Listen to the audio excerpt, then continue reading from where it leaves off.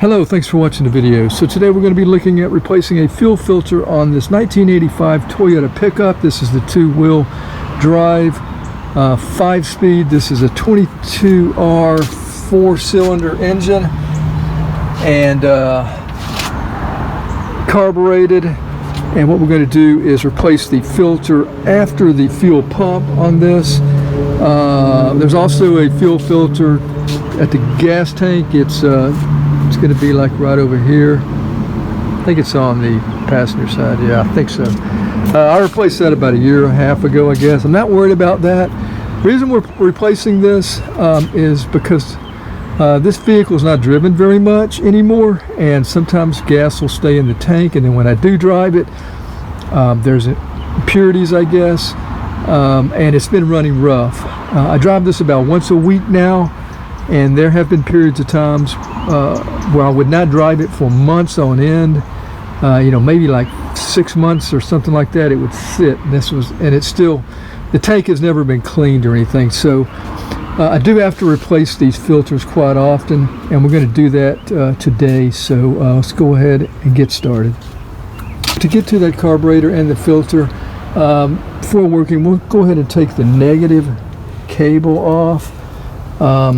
And we'll have to remove this air filter assembly here. So let's go ahead and just do that. We don't have any tools right now, but I think we can kind of start on it. Get this wing nut off. It's got 4 little clips here.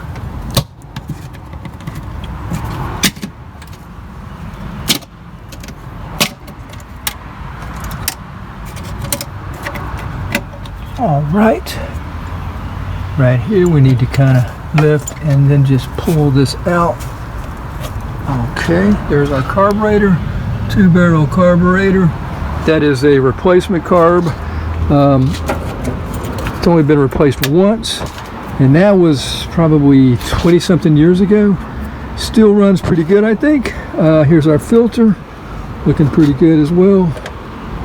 Okay, so we'll need to remove this bottom portion of it. It's intake over here. Let me get some tools. So what I'm going to do is take my screwdriver and loosen this. Okay, we'll try to pull this out here, and then we'll pull this off. Okay. So now we're going to remove this whole bottom piece here. There's a 12-millimeter bolt right here. Get that off. This is really easy to do, by the way. And it's loose. I'll get that off my hand. And then over here, back here, near the firewall, there's another one right there. Let's get that loosened. Okay. All right, so yeah, I'm gonna try to film this one hand and do this, so it's pretty easy. Okay, here we go. And there we are.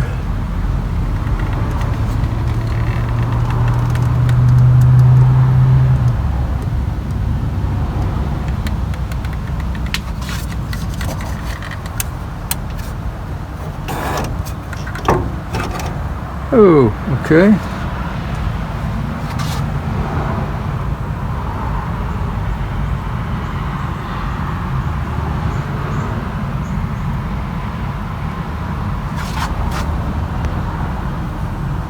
A bowl level.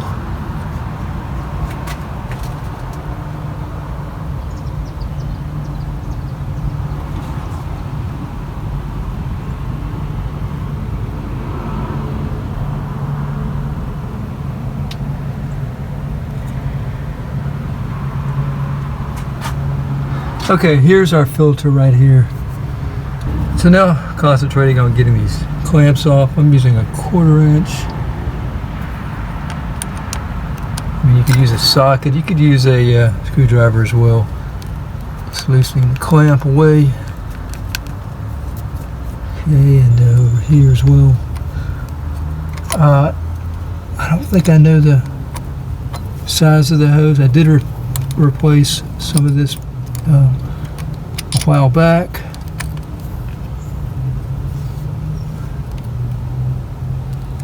If I can read what it says, I'll let you know. All right, so I'm going to use 2 hands and try to pull, just pull it out.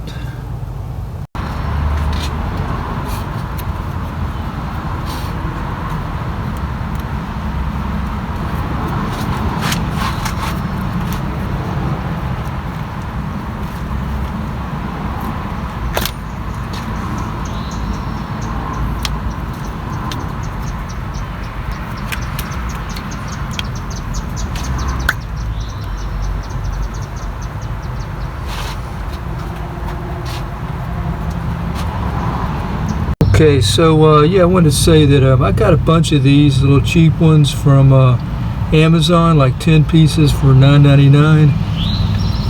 And just noticed that we've got, this is 1/4-inch hose here, fuel line hose. Okay, and the one that I took off fit really good. It is 1/4-inch, I believe, on both ends, like it's supposed to be.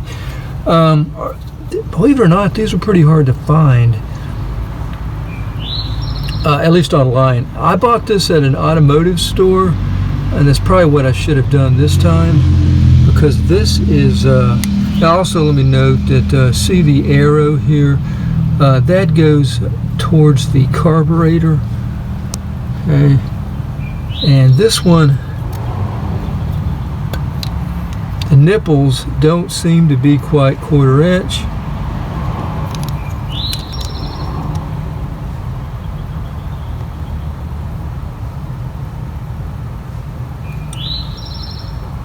Pretty cheaply made.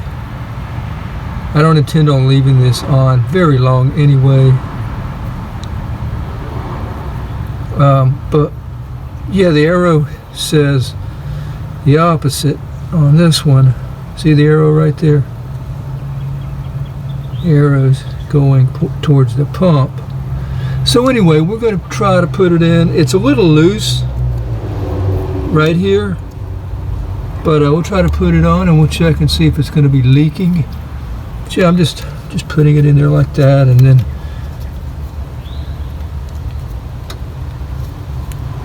put that back on. Probably use my other hand.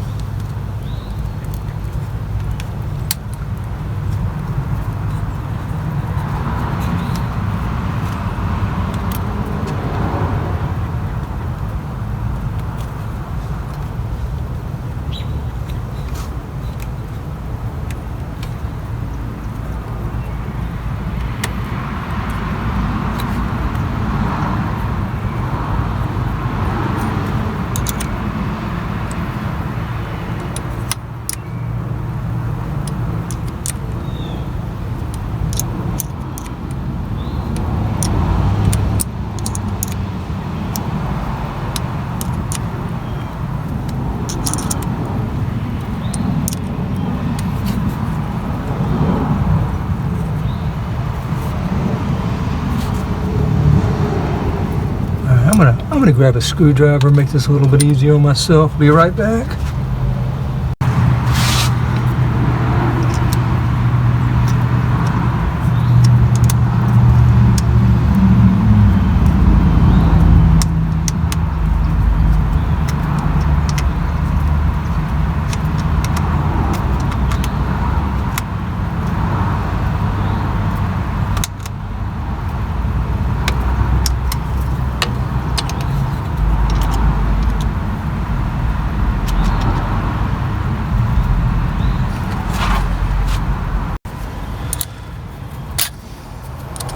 Okay, I'm going to snug it up one more time with our wrench.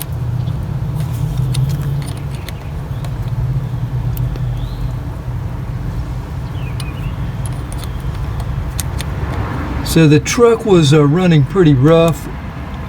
Last time I drove it, it actually would not start up. I mean, I did start it, but it took a long time to get it to start. And it was kind of kind of surging a little bit when I was driving it. It just didn't seem like it was getting gas. Now I expected this to be dirtier than what it is. Really can't see any trash in there, but I'm hoping this will make it run better. So we're going to start it up and see how it does run. We'll see how if it's going to leak or not as well. So I'm pretty sure I'm going to have to put this back in place.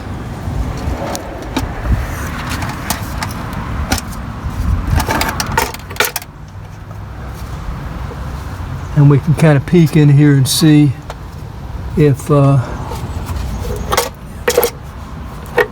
that down there, make sure that okay, yeah, we'll be able to kind of peek in here. We want to yeah, maybe it'll start and run okay like that. Let's put this intake back.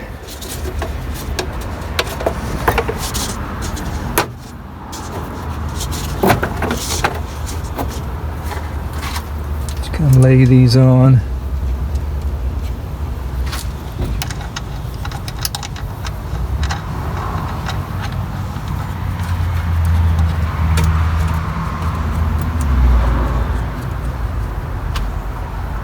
All right, I'm going to attempt to start it. I got you set up here right above the carburetor.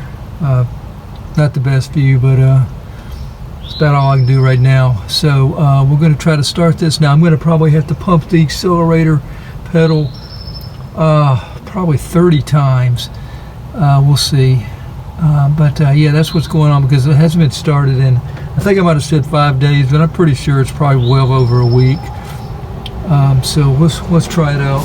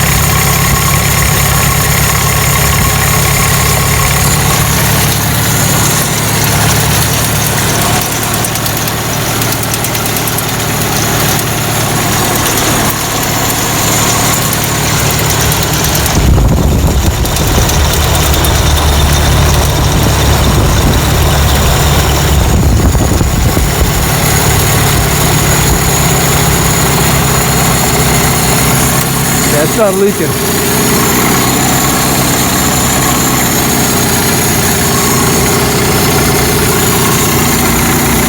Put the cover on.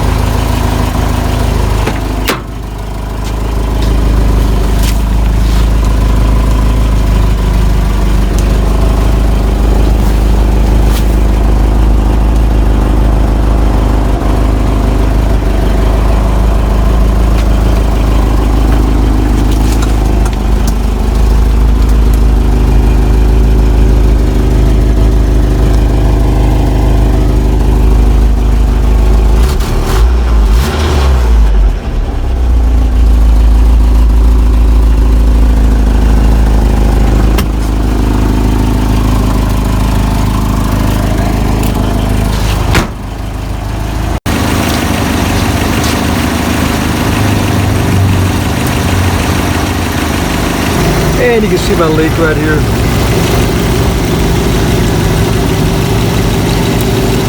Down here, drifting off, pulling on the ground.